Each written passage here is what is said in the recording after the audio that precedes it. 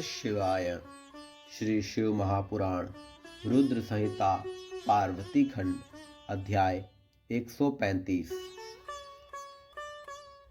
शिव बारात की शोभा। भगवान शिव का बारात लेकर हिमालयपुरी की ओर प्रस्थान। ब्रह्मा जी बोले। तदंतर भगवान शंभु ने नंदी आदि सब गणों को बुलाकर अपने साथ उन्हें वहां चलने की आज्ञा दी। शिव जी बोले, तुम लोग कुछ गणों को यहीं रोककर महोत्सव करते हुए मेरे साथ हिमाचलपुरी को चलो। ब्रह्मा जी बोले। शिव जी की आज्ञा पाकर सभी गणेश्वर अपनी अपनी टोली लेकर प्रसन्नतापूर्वक चलने लगे। मैं कुछ अंश में उनका वर्णन करता हूँ। शंकर्ण नामक गणेश्वर अपने 1 करोड़ गणों सहित शिव जी के साथ हिमालयपुरी को चलने के लिए उद्यत हुए। कैकराक्ष नामक गणराज 10 करोड़ गणों के साथ महान उत्सव के लिए चला। इसी प्रकार विकृत नामक गणराज भी 8 करोड़ गणों के साथ चला। गणनायक विशाख 4 करोड़ गणों के साथ तथा गणश्रेष्ठ पारिजात 9 करोड़ गणों के साथ चले। श्रीमान सर्वांतक था विकृतानंद 60 करोड़ गण लेकर चले। दुंदुभ नामक गणनायक 8 करोड़ गणों के साथ चला। हे मुने, कपाल नामक गणेश्वर 5 करोड़ गणों के साथ तथा वीर संदार्क 6 करोड़ गणों के साथ चले। कंदुक और कुंडक 1 करोड़ गणों के साथ गणेश्वर विष्टम्भ 60 करोड़ 8 करोड़ गणों के साथ चले।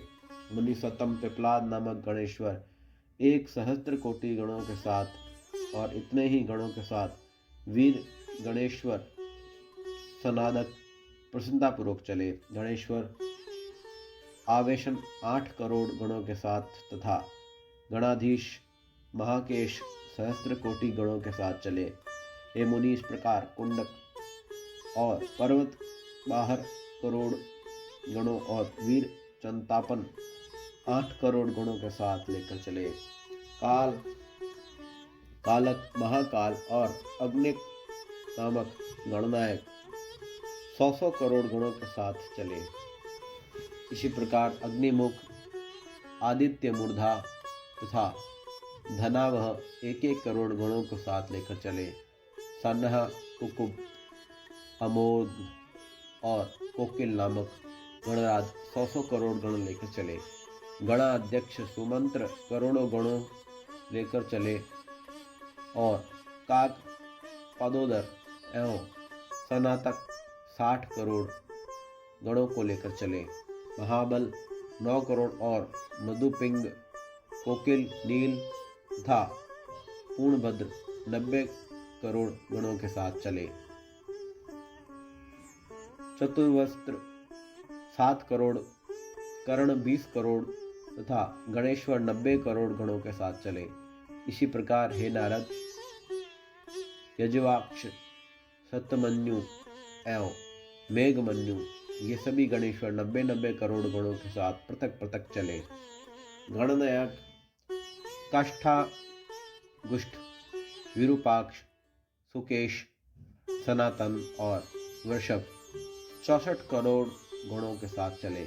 हे मुनि, तालकेतु षष्ठमुंड चंचुमुख सनातन समर्थक चैत्र लकुलिश स्वयं प्रभु लोकांतक प्रतात्मा दैत्यांतक देव भृगिरीति श्रीमान देव देवी प्रिय अशिन भानुक आदि 64,000 करोड़ों गणों के साथ 64,000 गणों के साथ बड़े उत्साह से शिव जी के विवाह के लिए अनेक इनके साथ चले। प्रमथ गण सहस्त्रों भूत गणों साथ तथा 3 करोड़ अपने गणों के साथ चले। वीरभद्र 64 करोड़ गणों के साथ तथा 3 करोड़ रोमज प्रेत गणों को साथ लेकर चले। इसी प्रकार नंदी आदि गणेश्वर भी 120 करोड़ गणों से युक्त होकर शंकर के उत्सव में चले।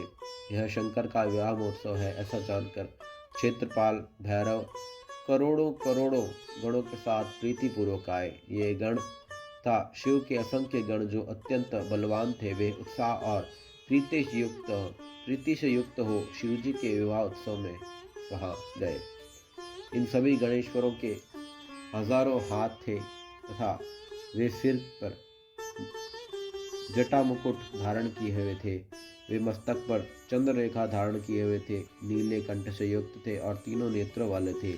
वे सब आभूषणों के रूप में रुद्राक्ष को धारण किए हुए थे, उत्तम भस्म लगाए हुए थे, हार कुंडल केयूर तथा मुकुट से अलंकृत थे।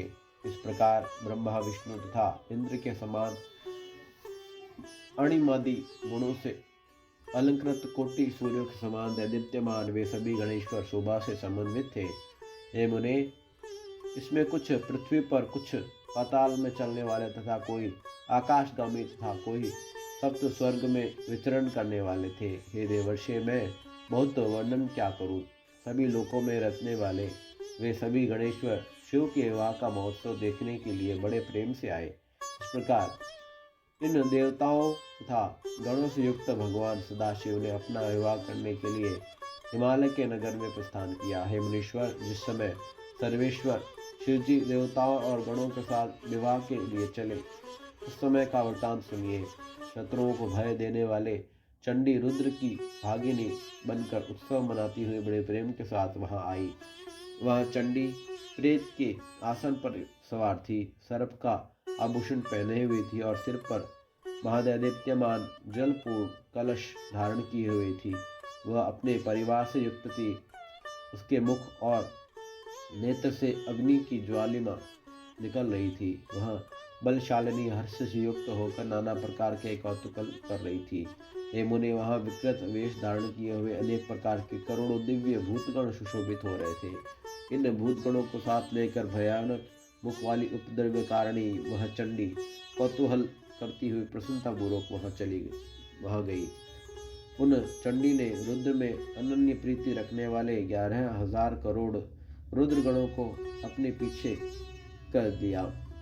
उस समय डमरू के शब्द, भेरियां और गड़गड़ाहट और शंखों के नाद से तीनों लोग गूंज रहे थे।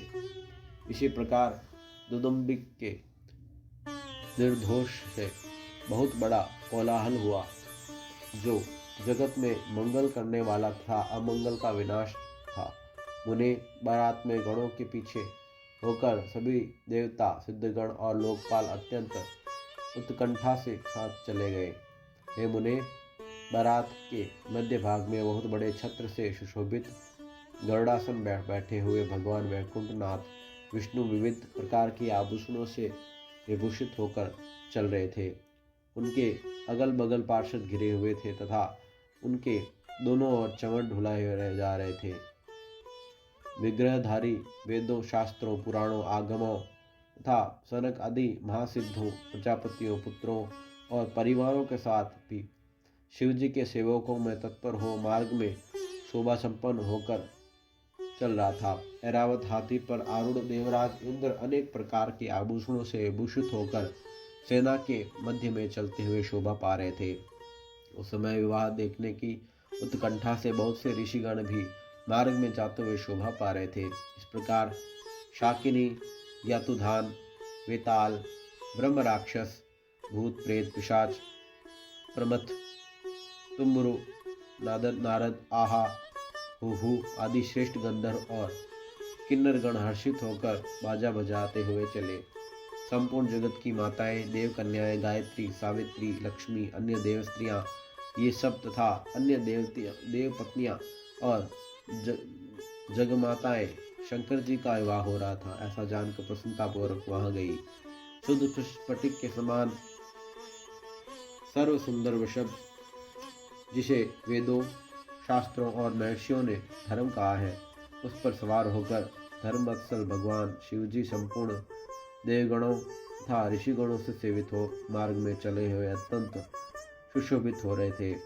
इन सभी देवगणों, महर्षियों तथा गणों का साथ अलंकृत हो शिवजी पार्वती के विवाह के लिए हिमाचल के घर जाते हुए मार्ग में अत्यंत सुशोभित हो रहे थे। हे नारद, इस प्रकार मैंने शिव जी के वर यात्रा प्रस्थान का आज से वर्णन किया है। अब हिमालय के नगर में जो शिव चरित्र हुआ उस वृतांत को सुनिए। ओम नमः शिवाय।